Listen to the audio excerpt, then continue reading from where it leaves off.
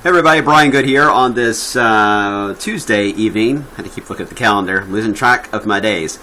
Tuesday evening here, Kevin Harnett is back tomorrow, and he'll get a chance to update you guys on a lot of things going on. I'll be here as well, and so the video blog tomorrow will be earlier in the day, probably just after the midday model runs. This is the last night of the GFS, as we know it, by the way.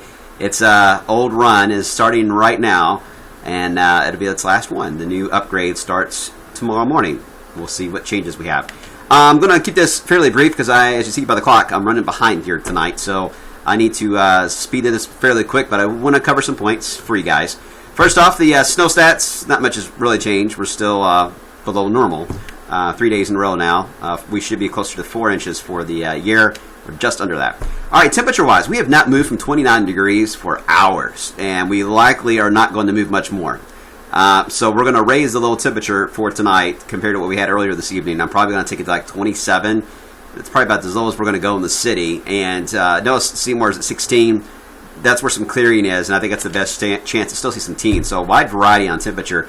You can see the clearing that broke through allowed that drop, but it's already starting to fill back in again. Overall, cloudy night tonight, and there will be some moisture that will develop underneath these clouds, mainly to the south. And the National Weather Service in Nashville has already issued a freeze and rain advisory all the way up to the Kentucky border. I wouldn't rule out that we could see some patchy freeze and drizzle as far north as Adair County, maybe Greene and Taylor, but more so Adair, Monroe, and Cumberland, more likely to see the chance for some freeze and drizzle late tonight. So we'll be watching you guys in our far southern areas for the chance for some icy patches. There could even be an advisory issued later if that does develop something worth watching. As we go through time, tomorrow looks to be a mainly cloudy day. We may get some sun, but you got to bet on the clouds in these scenarios more than sun. Likely we'll not get above freezing as a result. We still have this southern system moving in Thursday. Now the NAM, these are the RPM temperatures, but the NAM precipitation is showing the snow breaking out. Very light snow showers and flurries early Thursday and may linger through a good chunk of the day. And if that's the case, we may not get very warm on Thursday. I've got us in the upper 30s. I'll wait to the last minute and make a call on this at news time, but I may shave off a couple degrees there. It may still be quite a chilly day on Thursday before we get a chance to rebound here closer to the 40-degree mark as we head into Friday. But really, overall, there's only one warm day that is showing up, and that looks to be Saturday. I'm betting on a good push of warm air. It makes me nervous seeing the models before Saturday getting colder and colder. We're still betting on it. Can still get data to show that south wind still going to be strong on Saturday to get us into the 50s. But we got. I do want to throw some caution to the wind, no pun intended, that if the trend is to slow this pattern down more and we don't get the wind direction to be just right here for Saturday, it may not get as warm as we're hoping for on Saturday. But I'm not going to go there yet because I still want to give the data some time to straighten itself out before we go to that kind of an extreme. So, as you can see there, the temperatures on the chilly side now.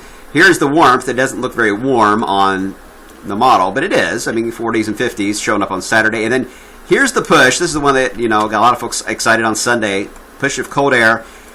I'll show you the problem here with Sunday in a second. And then we flatten the jet out for a few days next week, and then we begin to dip it once more into the Ohio Valley. Here's the issue. Here's the European Arctic Oscillation. And notice, these are all the previous runs of the AO. You want it to go negative to get that cold air dislodged. The polar vortex gets knocked out of place, and you get some pieces of it thrown down, hopefully, to the United States. If you want snow and cold weather, that's what you would want. So you want this to go negative. And look at the trend. The past several models, we're trying to keep it positive, but ever since then, they've been knocking it down more and more into negative territory. So strong support for a pattern change to colder weather. You want it to block. You want the pattern to block up, to hold in the colder pattern, get bigger storm systems, longer lasting cold. You want that to go negative. Same thing's happening. All the model runs keep trending more now to the south or negative. So the signs are there for a pattern change the last week of January. Now, let's talk about Sunday, which you're looking at now. It's kind of hard to read. These are the actual models. These are the ensembles underneath. GFS, here's the Euro, and here's the Canadian. As we head into Sunday morning, it's the cold wave that comes through in the GFS. You see it. The main low is up here in Canada. Kentucky's right there, by the way, if you can see that. When you look at the Canadian model, same thing. Dominant with the northern low. But when you look at the European, you see what's happening here. See how it tugs to the south? And look at the isobars, how they stretch out. It's trying to develop a low pressure off to the south, which would be a phasing scenario of the upper low across the Great Lakes, and it tries to pull in a low pressure and develop it on Sunday along the front as it passes through. This would give us a rain to snow scenario and one to watch. But when you look at the ensembles, it's still dominant northern stream even on its ensemble. So there's not a lot of support yet for the Euro solution. Yes, I'm throwing in some slight rain or snow chances just because of the setup, the front coming through. It is a dry front. So if the northern low, the one in the Great Lakes up here, if that one is the dominant one, it's going to have very little moisture to work with. But if it's a phased system, like the Euro is suggesting, it would have more access to the Gulf. And that is something we'll watch. The new Euro is not going to be in for several more hours, so we'll see if it continues that trend. All right, here's the global look from the northern hemisphere, and here's the current setup. You see we've got a lot of messiness here in the Pacific Ocean, and a split flow. It's that low pressure in the Rockies. You got two different jet streams influencing us. It's not exactly an overly cold pattern when you see that. It's interesting when you hit toward the 24th of January, though. You get a strong ridge that pops up here. The west coast, you start to get dislodged. This is a good setup for a phased system. The subjet blasting here across Texas, and you've got the cold Arctic air coming in from the north. That could be interesting around the 24th. That'd be about the time where we're getting that pattern change. So that is something to watch. And then as we toward the end of the month, the model gets less and less detailed the further you go out.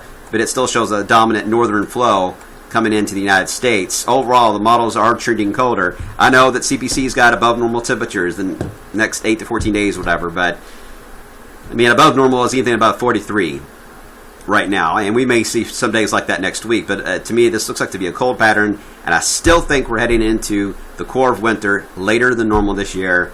I know it's frustrating a lot of you snow lovers, but everything so far is trying to line itself up. Let's see if the players in the field can make good on this. We'll see how it plays out. All right, that's it for right now, guys. I got some work to do to get ready for the 7-day here before we go on the air at 11 o'clock. I will see you then.